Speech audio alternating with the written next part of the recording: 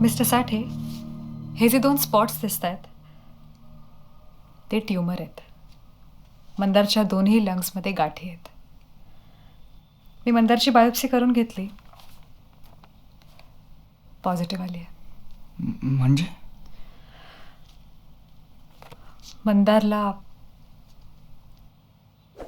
Cancer असण्याची शक्यता आहे.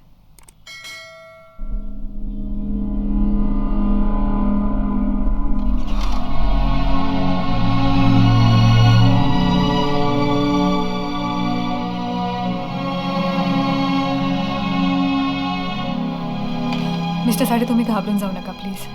कॅन्सर? इतक्या लहान मुलाला कॅन्सर? आपल्याकडे भरपूर उपाय आहेत. कसं शक्य आहे मॅडम?